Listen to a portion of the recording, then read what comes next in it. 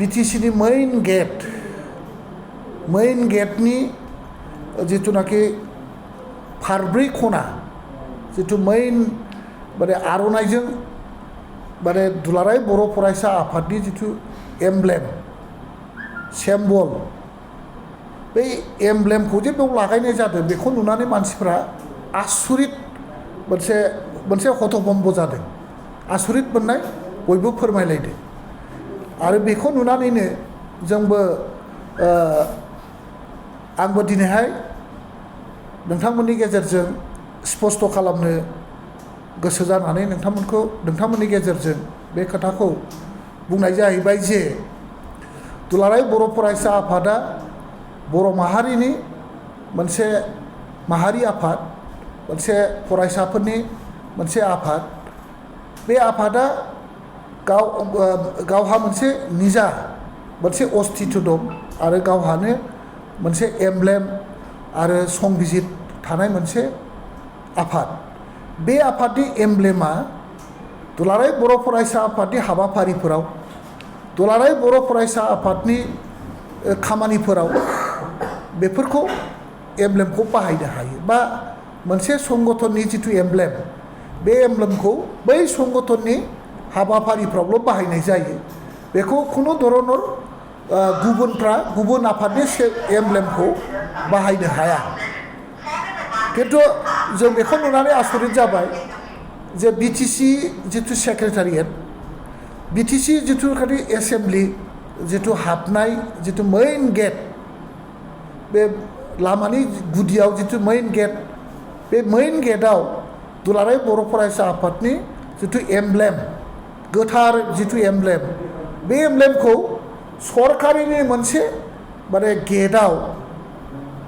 बेखौ बाहायनाया मोनसे साननो गोनां जादों खारन बे गेटआ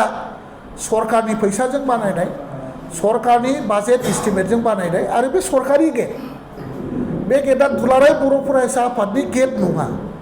जुदि दुलाराय बर' फरायसा आफादनि गेट नङाब्ला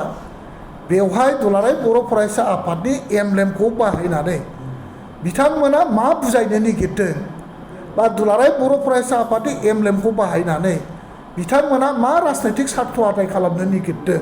जोंहा बेवहाय मोनसे सन्देह फैबाय निस्सय बे गेटआव दुलाराय बर' फरायसा आफादनि एमब्लेमखौ बाहायनाया मोनसे असांबिधानिक जादों आरो बे सरकारनि मोनसे हाबाफारिनि मोनसे हेंथा हाबाफारि जादों होननानै आं सानो आरो बेखौ थाबैनो बिजिरनानै नायगोन आरो बिजिरनानै बिनि सायाव मोनसे मोजां मोनसे बेबस्था लागोन होननानै आं आसा थाबाय खारन दुलाराय बर' फरायसा आफादनि जिथु एमब्लेम बाहायनायखौ आं दिनै दृष्टिगोचर खालामबाय हयथ' गाबोनहाय बिभिन्न धरनर बेखौ मानसिफ्रा बुंनो नाजागोन जे दाहाल थुंग्रिया जोंनि जातीय दावहारु जाथिनि मोनसे सेम्बल आरो ओमफ्राय दाहाल थुंग्रिया जोंनि मोनसे वारियर जाथि हिसाबै दाहाल थुंग्रिखौ लानानै जोङो बेखौ कालचाराव बाहायो दाहाल थुंग्रि सिबनाय मोसानाय जोङो बेखौ कालचाराव कालचारनि इन्सट्रुमेन्ट होननानै बुंनो हागौ खिन्थु दाहाल आरो थुंग्रिनि माने बे जोंनि मोनसे जातीय मोनसे अस्त्र बा जोंनि मोनसे कालचारनि मोनसे आगजु जों बेखौ बयबो सिखार लानो हायो खिन्थु जिथु माने गेटआव दाहाल थुंग्रिखौ लगायदों बे दुलाराय बर' फरायसा आफादनि सेम एमब्लेम आरो बे सेम एमब्लेम हिसाबै बिनि जिथु माने दाहाल थुंग्रि बे जोंनि खेराइ माने जोंनि माने दाहाल थुंग्रि सिबनाय मोसानायाव बाहायग्रा दाहाल थुंग्रि नङा आरो बियो जिथु वारियर बर' जाथिनि मोनसे दाहाल थुंग्रिया बर' माहारिनि दावहारु जाथिनि मोनसे चिन्ह बा जोंनि माहारियारि मोनसे चिन्ह बा जोंनि मोनसे अस्त्र होननानै बुङोब्लाबो बे दुलाराय बर' फरायसा आफादनि माने जि माने पजिशनाव जि माने पस्ट माने जिथु माने दाहाल थुंग्रिखौ बहाय होनाय जादों बे दुलाराय बर' फरायसा आफादनि एमब्लेमनि बादै दस्रा दाहाल थुंग्रि नङा बे दुलाराय बर' फरायसा आफादनि एमब्लेम आरो दुलाराय बर' फरायसा आफादा बाहायनाय ताल थुंग्रिनि डिजाइन एन्ड माने डेक'रेसन दा बे हिसाबै कमप्लिटलि बेखौ रायजो राजाफ्रा नुनाय लोगो लोगो दुलाराय बर' फरायसा आफादनि एमब्लेम होननानै जों बेखौ बुजिनो हायो गतिके जोंनि बावहाय गेटआव गुबुन विभिन्न जाति जनगोष्ठीनि राव हारिमु कालचार ट्रेडिशन समस्त रिप्रेजेन्ट खालामनानै बेवहाय सावगारिफोर दङ दा बेवहाय जोंनि जातिनि जिथुनाखि दाहाल थुंग्रिखौ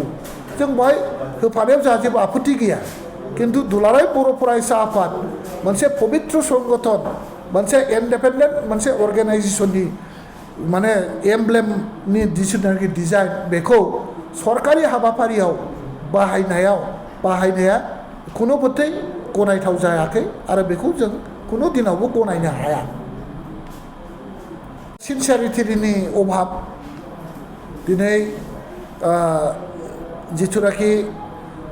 बर' राव बाहायनांगौ जुदि बर' राव बाहायनायखौ जुदि क'क्राझारनि अफिसावनो बर'फ्रा जुदि बाहायाब्ला बेखौ सोर बाहायगोन दा बे मोनसे सिनसियारिटिनि अभाब जादों दा बेखौ बाहायनांगौ आरो जों बाहायाब्ला सोर बाहायगोन आरो जोंनि क'क्राझारावनो जों जुदि बाहायाब्ला बेखौ जों सोरखौ बाहायहोनो हानो जोंनो बाहायग्रोनांगोन आरो जों बाहायोब्लासो गुबुनफ्राबो बाहायलांगोन गतिके बे सिनसियारिटिनि अभाब जादों आरो बेसेबांसिम